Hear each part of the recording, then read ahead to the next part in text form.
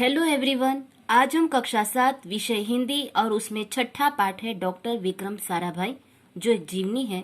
आज हम इस पाठ के स्वाध्याय पोथी के प्रश्न उत्तर समझेंगे, जिसमें पहला प्रश्न है, निम्नलिखित प्रत्येक प्रश्न के उत्तर के लिए दिए गए विकल्पों में से सही विकल्प चुनकर उसका क्रम अक्षर प्रश्न के सामने दिए गए कोष्टक में लिखिए।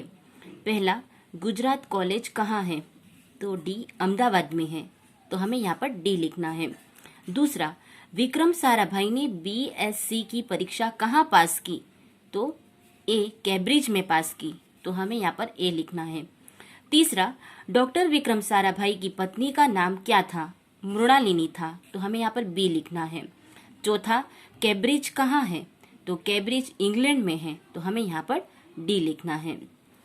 प्रश्न नंबर 2, कोष्टक में से उचित शब्द चुनकर रिक्त स्थानों की पूर्ति कीजिए।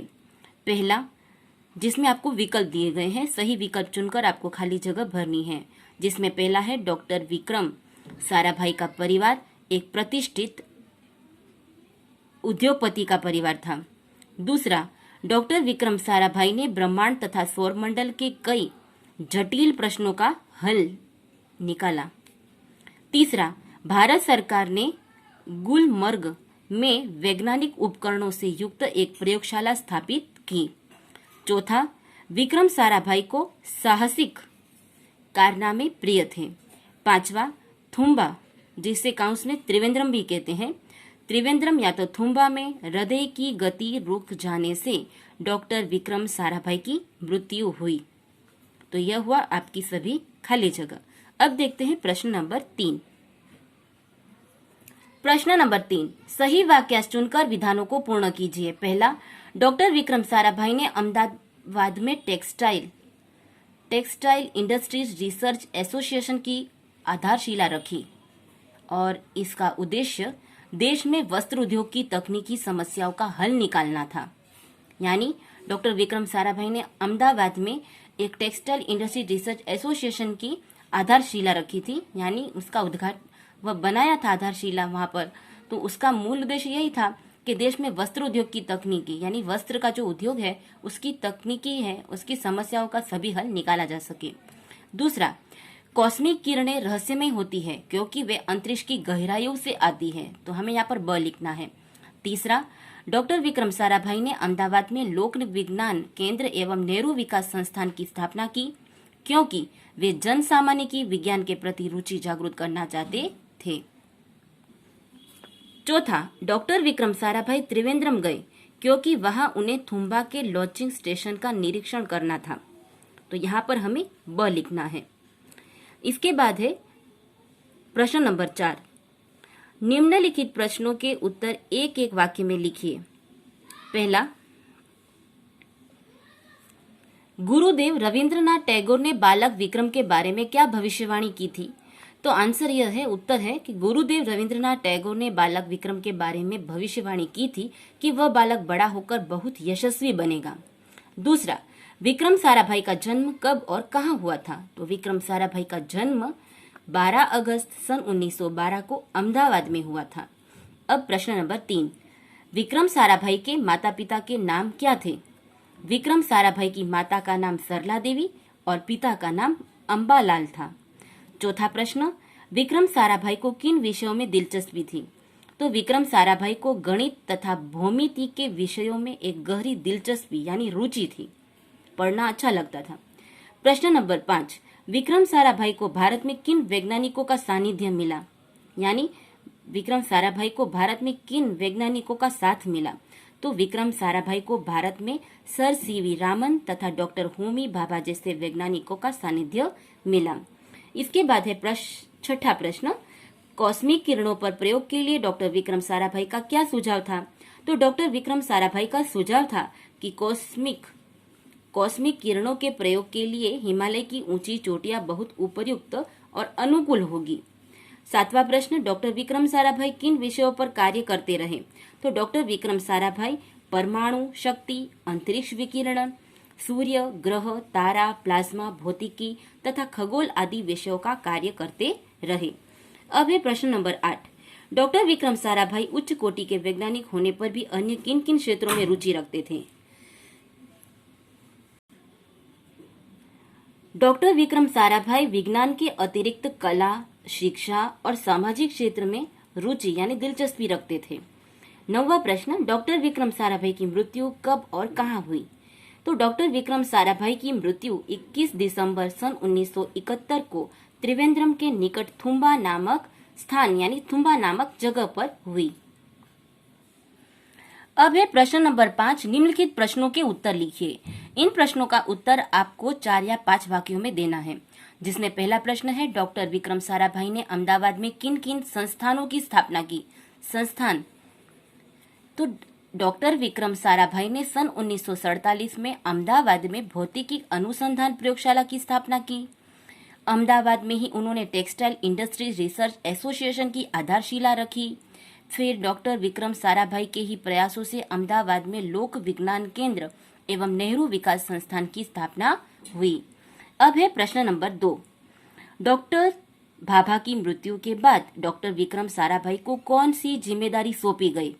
डॉक्टर भाभा की मृत्यु के बाद परमाणु ऊर्जा संस्थान का जो उत्तरदायित्व यानी जिम्मेदारी डॉक्टर विक्रम साराभाई को सौंपा गया। उन्होंने भारतीय अनुसंधान केंद्र का गठन किया। उन्होंने इस केंद्र की गतिविधियां आगे बढ़ाई। आज हमारे देश में दूरसंचार, दूरदर्शन और मौसम विज्ञान से संबंधित अनेक जो उपग्रह डॉक्टर विक्रम साराभाई के सफल प्रयत्नों का परिणाम है। यानी आज हमारे देश में दूरसंचार, टेलीफोन और दूरसंचार जो साधन है, दूरदर्शन है और जो मौसम की हमें जानकारियां मिल रही है, उसका श्रेय हम डॉक्टर विक्रम साराभाई को हम मान सकते हैं। अब है प्रश्न नंबर 3, डॉक्टर विक्रम साराभाई को किन किन पुरस्कारों से सम्मानित किया गया? तो डॉक्टर विक्रम साराभाई को भारत के विकास में उत्कृष्ट योगदान के लिए उन्हें कई राष्ट्रीय और अंतर्राष्ट्रीय सम्मान प्राप्त हुए हैं, जिसमें सन 1962 में उन्हें डॉक्टर शांति स्वरूप भटनागर पुरस्कार प्रदान किया गया। भारत सरकार ने सन 1966 में पद्म भूषण और सन 1972 में एक मरणोत्तर पद्म विभूषण अलंकरण से उन्हें सम्मानित भी किया गया। इसके बाद प्रश्न है चौथा, डॉक्टर विक्रम साराभाई ने अपने जीवन में कौन कौन से पद है वह सुशोभित किए? यानी उन्हें कौन कौन से स्थान पर नियुक्त किया गया और वहां पर वे सुशोभित सम्मानित भी हुए? तो डॉक्टर विक्रम साराभाई ने 1961 में परमाणु ऊर्जा आयोग के सदस्य बने। भारतीय अनुसंधान केंद्र के वह पहले अध्यक्ष विक्रम साराभाई ही थे। सन 1968 में उन्हें संयुक्त राष्ट्र संघ में यूनेस्को के विज्ञान विभाग के अध्यक्ष बनाए गए। सन 1971 में वे संयुक्त राष्ट्र परिषद के उपाध्यक्ष भी नियुक्त हुए। इसके बाद है प्रश्न नंबर 5, डॉक्टर विक्रम साराभाई ने खुद अपने नाम क्यों चिट्ठियां लिखी होगी? ऐसा प्रश्न है कि खुद के नाम पर उन्होंने क्यों चिट्ठियां लिखी जबकि उनके पिता के नाम पे चिट्ठियां आती थी?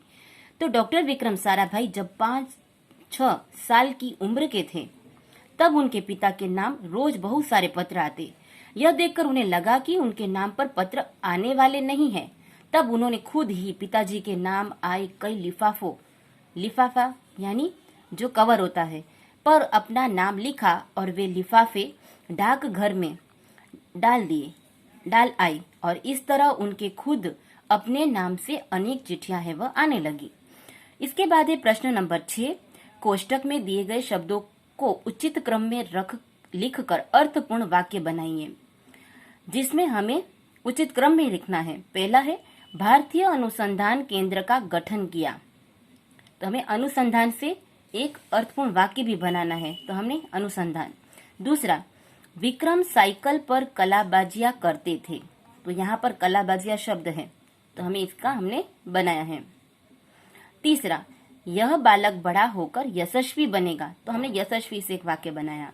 चौथा, उनके प्रयासों से अहमदाबाद में लोकप्रिय लोक विज्ञान केंद्र की स्थापना हुई।